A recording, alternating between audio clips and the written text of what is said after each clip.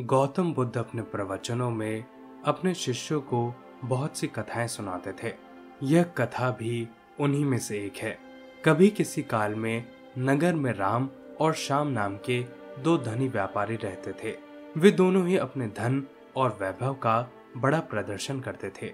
एक दिन राम अपने मित्र श्याम के घर उससे भेंट करने के लिए गया।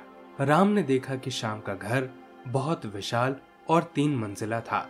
2500 साल पहले 3 मंजिला घर होना बहुत बड़ी बात थी और उसे बनाने के लिए बहुत से धन और कुशल वास्तुकार की आवश्यकता होती थी।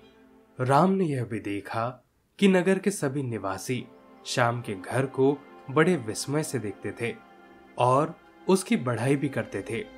अपनी घर वापसी पर राम बहुत उदास था कि श्याम के घर ने सभी का ध्यान खींच लिया है। उसने उसी वास्तुकार को बुलाया जिसने श्याम का घर बनाया था। उसने वास्तुकार से श्याम के घर जैसा ही 3 मंजिला घर बनाने के लिए कहा। वास्तुकार ने इस काम के लिए हामी भर दी और काम शुरू हो गया। कुछ दिनों के बाद राम काम का मुआयना करने के लिए निर्माण स्थल पर गया।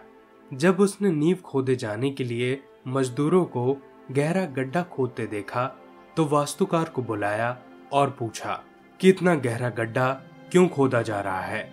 मैं आपके बताए अनुसार 3 मंजिला घर बनाने के लिए काम कर रहा हूँ, वास्तुकार ने कहा। सबसे पहले मैं मजबूत नींव बनाऊंगा, फिर क्रमशः पहली मंजिल, दूसरी मंजिल और फिर तीसरी मंजिल बनाऊंगा। मुझे इससे कोई मतलब नहीं है, राम ने कहा। तुम सीधे ही तीसरी मंजिल बनाओ और उतनी ही ऊंची बनाओ जितनी ऊंची तुमने श्याम की बनाई थी। नींव की और बाकी मंजिलों की परवाह मत करो। ऐसा तो नहीं हो सकता, वास्तुकार ने कहा। ठीक है, यदि तुम नहीं करोगे तो मैं किसी और से करवा लूंगा, राम ने नाराज होकर कहा। उस नगर में कोई भी वास्तुकार नींव के बिना यह घर नहीं बना सकता था। फलतः वह घर कभी भी नहीं बन पाया।